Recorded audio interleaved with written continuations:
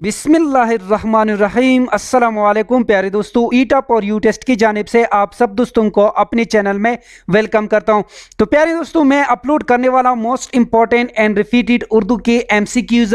ये एमसीक्यूज आपको कॉपी पर दे सकते हैं आने वाले एग्जाम्स में, यानी जितने भी एग्जाम्स होने वाले हैं ईटा के जरिए, एनटीएस के जरिए या किसी भी जॉब के लिए किसी भी डिपार्टमेंट में, तो ये एमसीक्यूज आपको उनमें कॉपी पर दे सकते हैं। उर्दू के एमसीक्यूज के हवाले से तकरीबन इसकी मैं 5 पार्ट ऑलरेडी अपलोड कर चुका हूं। इस वीडियो की डिस्क्रिप्शन में आपको उनके लिंक मिल जाएंगे। तो चलिए वीडियो को शुरू करते हैं। वीडियो को शुरू करने से पहले आप सब दोस्तों से रिक्वेस्ट है, अगर आप मेरे चैनल पर नए हो तो प्लीज मेरे चैनल को लाइक कीजिए, सब्सक्राइब कीजिए और शेयर कीजिए। इसमें क्वेश्चन नंबर फर्स्ट है, जिस लफ्ज की मानों में असली मानों की निस्बत बड़ाई पाई जाए क्या कहलाता है। तो इस सवाल में हमसे पूछा गया है कि वो यानी किसी भी मानी में जब बड़ाई या बड़पन पाया जाए तो उसको क्या कहा जाता है। तो इसको कहा जाता है इसमें मुकब्बर, यानी ऑप्शन ए इसमें करेक्ट है। और इसके साथ आपने ये भी याद रखना है कि इसमें मुकब्बर किसे कहते हैं। इसमें मुकब्बर जो किसी इस्म की बड़ाई या बड़पन को जाहिर करे इसको कहा जाता है इसमें मुकब्बर। जैसा कि राजा से महराजा, और ये इसमें जात का एक किस्म है।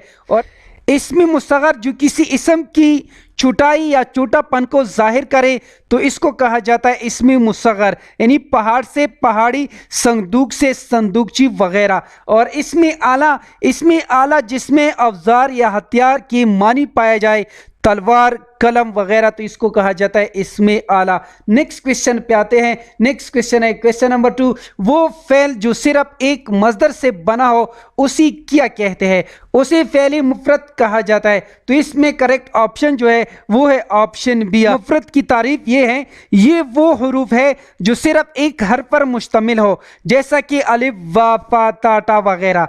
क्वेश्चन पे आते हैं। नेक्स्ट क्वेश्चन है क्वेश्चन नंबर 3, इब्ने मरियम कवायद में क्या है।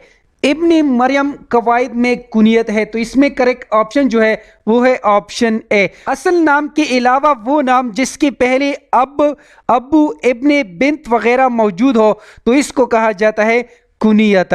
नेक्स्ट क्वेश्चन पे आते हैं। नेक्स्ट क्वेश्चन है क्वेश्चन नंबर 4, और जैसा देश वैसा बेस कवायद में किया है।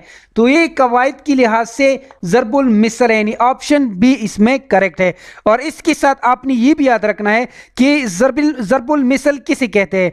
वो कौल या जुमला जो किसी कहावत के तौर पर मशहूर हो तो इसको कहा जाता है ज़रबुल मिसल, जैसा कि नाच न जाने आंगन टेढ़ा, तो ये ज़रबुल मिसल है। नेक्स्ट क्वेश्चन पे आते हैं। नेक्स्ट क्वेश्चन है क्वेश्चन नंबर 5, मस्जिद कवायद में क्या है। तो मस्जिद यानी ग्रामर के लिहाज से इसको क्या कहा जाता है।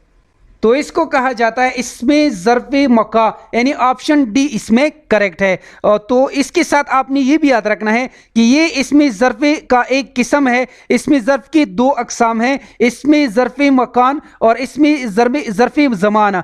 तो इसमें जो फर्स्ट है इसमें ज़र्फ़े मकान, जिस इसम ज़र्फ़ में जगह या मकाम की मानी पाया जाए इसको कहा जाता है इसमें ज़र्फ़े मकान, बाग, मस्जिद, मैदान वगैरह। और इसके अलावा इसमें ज़र्फ़ी ज़मान, यानी जिस इसम ज़र्फ़ में वक्त या ज़माने की मानी मौजूद हो, जैसा कि सुबह, शाम, हफ्ता, सदी वगैरह, तो ये इसमें ज़र्फ़ी ज़मा की मिसालें हैं। नेक्स्ट क्वेश्चन पे आते हैं। नेक्स्ट क्वेश्चन है क्वेश्चन नंबर 6, फ़ेली माजी की कितनी किस्में हैं। तो इस सवाल में हमसे पूछा गया है कि फ़ेली माजी की कुल कितने अक़साम है।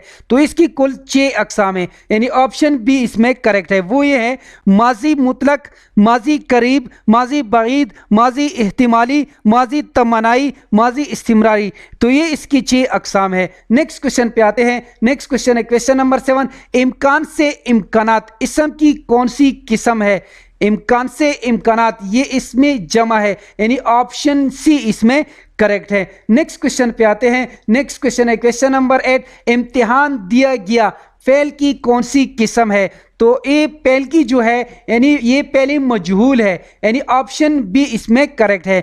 जरा मैं पहली मारूफ और पहली मजहूल को आपके लिए एक्सप्लेन कर देता हूँ। मारूफ ऐसा फेल जिसका फाइल मालूम हो तो इसको कहा जाता है फेल मारूफ, जैसा कि कमरान ने इम्तिहान दिया। तो यहाँ पर कमरान जो है, यहाँ पर हमें मालूम है कि उसने एग्ज़ाम दिया है। और नेक्स्ट जो है फ़ेल मजहूल। फ़ेल मजहूल ऐसा फ़ेल जिसका फ़ाइल मालूम ना हो, तो इसको कहा जाता है फ़ेल मजहूल। जैसा कि इम्तिहान दिया गया, तो इसमें हमें ये नहीं बताया गया है कि इम्तिहान किसने दिया, तो ये यहाँ पर ये जो है पहले मजहूल है। नेक्स्ट क्वेश्चन पे आते हैं। नेक्स्ट क्वेश्चन है क्वेश्चन नंबर 9। उर्दू की किस शायर ने नौजवानों को शाहीन से तशबीह दी है? तो ये इकबाल ने, यानी ऑप्शन सी इसमें करेक्ट है। नेक्स्ट क्वेश्चन पे आते हैं। नेक्स्ट क्वेश्चन है क्वेश्चन नंबर 10। मुरक्कब हरूफ कौन से होते हैं? तो मुरक्कब हरूफ जब दो हरूफ मिलकर एक हर्फ बनाते हैं तो इसको कहा जाता है मुरक्कब हरूफ।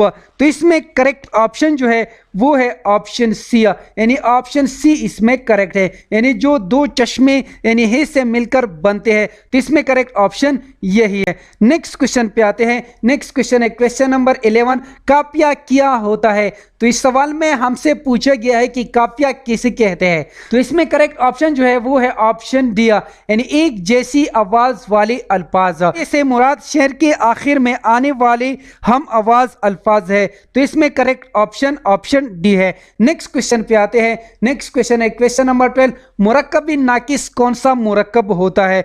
तो इस सवाल में हमसे पूछा गया है कि मुरक्कब बिन नाकिस किसे कहते हैं। मुरक्कब बिन नाकिस या कलाम नाकिस, ये वो मुरक्कब होता है जिसे पढ़कर मतलब पूरी तरह समझ ना आए, तो इसको कहा जाता है यानी मुरक्कब बिन नाकिस।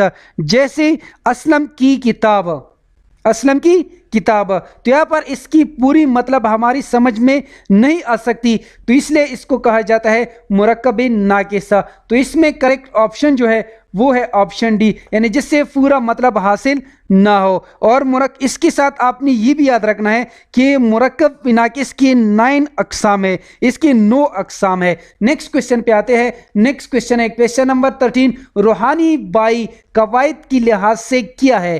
तो ये कवायद की लिहाज से मुरक्कब तौसीफी है। तो मुरक्कब तौसीफी ऐसा मुरक्कब जो इसमें सिफत और मौसूफ से मिलकर बनते हैं, तो इसको कहा जाता है मुरक्कब तौसीफी। मसलन सुर्ख फूल सियाह रात, तो इन जुमलों में सुर्ख सियाह इसमें सिफत है और फूल रात मौसूफ है। तो इसके साथ आपने ये भी याद रखना है कि ये मुरक्कब बिन नाकिस का एक किस्म है और मुरक्कब बिन नाकिस की 9 अक़साम है। नेक्स्ट क्वेश्चन पे आते हैं। नेक्स्ट क्वेश्चन है क्वेश्चन नंबर 14। मुसद्दस के हर बंद में कितने मिसरे होते हैं? तो इसके हर बंद में 6 मिसरे होते हैं। ऑप्शन डी इसमें करेक्ट है। नेक्स्ट क्वेश्चन पे आते हैं। नेक्स्ट क्वेश्चन है क्वेश्चन नंबर 15।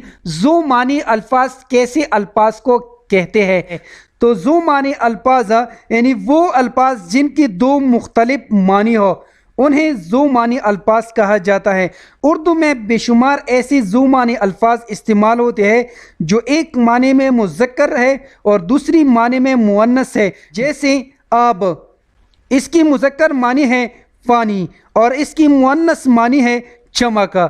तो इसमें करेक्ट ऑप्शन जो है वो है ऑप्शन सी, यानी जिनके मतलब एक से ज़्यादा हो। इसमें करेक्ट ऑप्शन ऑप्शन सी है। तो उम्मीद करता हूं कि आज की वीडियो आप सब दोस्तों को पसंद आई होगी। जिन दोस्तों को वीडियो पसंद आई हो, समझ गए हो, तो प्लीज़ चैनल को भी सब्सक्राइब करें, वीडियो को लाइक और शेयर लाजमी किया करें। शुक्रिया। अल्लाह हाफिज़।